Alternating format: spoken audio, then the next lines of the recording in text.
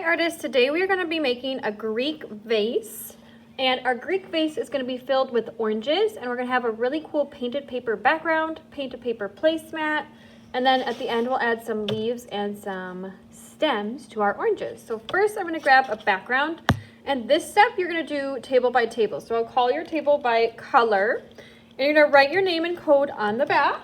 Let me grab a pen back so I can see it, so not tiny in the corner.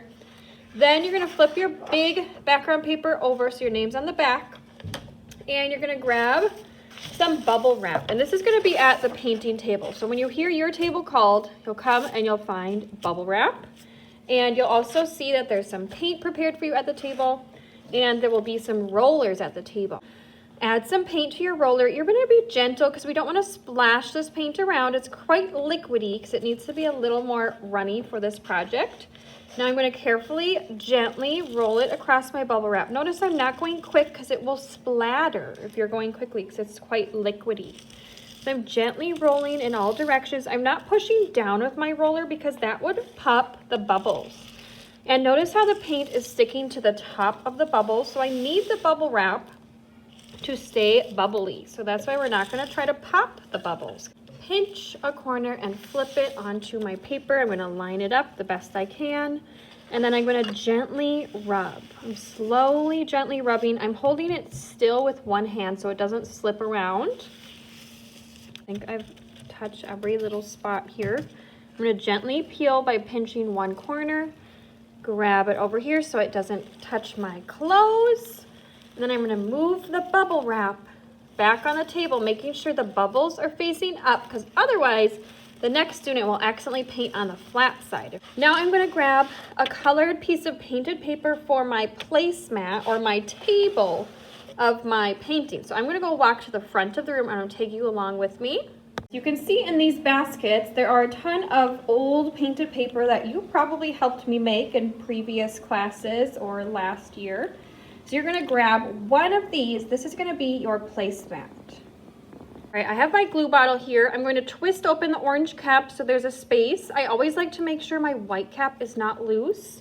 And I'm going to flip my painted paper that I chose upside down. I'm going to be mindful not to put it on my wet painting.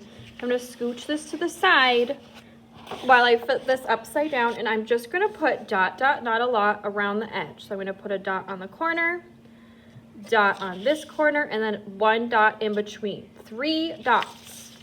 Dot on the corner, dot on this corner, dot in between. Oops. Dot on the corner, this corner, and dot in between, and finally one more dot. So now I have dots all the way around my paper. That's all we're doing. We do not need any in the middle. We do not need any here because that's just wasting glue. Now I'm going to scooch my background over here, and I'm going to put it near the bottom, the part that's a little bit empty. I'm going to cover that up. I'm going to line my paper up with the corners of my background paper. Gently press, and I'm going to let that dry a little bit, push it to the side so I can work on my vase and my oranges. So my vase is going to be traced with this tracer. I'm setting it near the center. Sometimes I give us half sheet. So if it's a half sheet, you'll line it up with the edge. It kind of depends on what paper I have at the time. And then it fits perfectly on a half sheet. So we're going to just hold it steady with one hand while I trace, and my hand kind of follows so that it doesn't try to sneak under. Sometimes our pencil tries to go underneath. If that happens, you can also put your pencil more up and down rather than sideways. And it won't sneak underneath as much. You can use any of the blues or you can use both of the blues. So I'm going to do some light and some dark. I'm just going to open it kind of like a glue stick, twist it a tiny bit, and then I'm going to do some Greek inspired lines. So I might do some zigzag, and I'm going to go right to the edge of my vase. Might do straight, might do some polka dots, and maybe I want to add some interest with dark blue. So I'm going to twist this down. Put the cap on tight, should snap. You can also look on the screen for ideas as well. Twist low, click shut. All right, I have a yogurt cup here to help us with our oranges. If I have had time, I will have traced one circle in the center for you, and then you'll put one on each corner. Sometimes I don't have time to trace that first center circle, so you want to make sure when you're tracing your circles you can fit 5 oranges on here. Your first orange is going to go as far to the corner as possible, and then each orange has their own space. So notice they're not overlapping. They each have their own little area.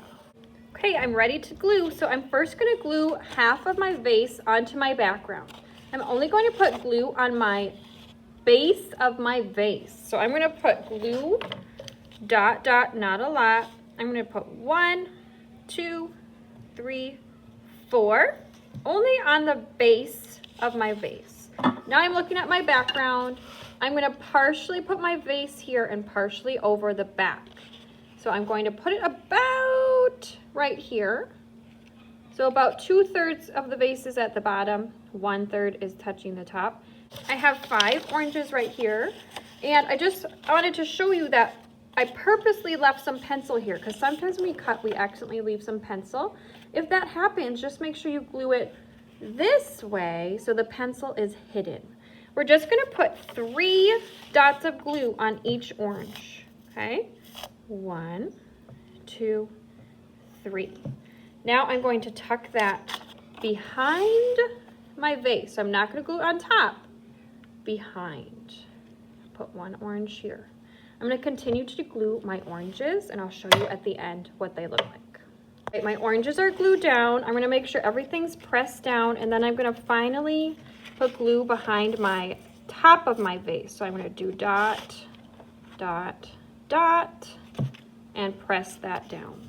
My final step is to add some oil pastel. I'm going to draw a leaf and a stem on each of my oranges.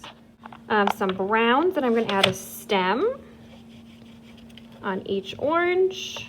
They could be in different directions. And finally, some leaves. I could use light and dark green, and maybe even I want to add some value, maybe some blue on there as well. When your project is complete, it's going to go on the drying rack because it will need some time to dry. There's a lot of paint to dry and glue to dry. Next week, we'll be able to take them home and show them off to your family.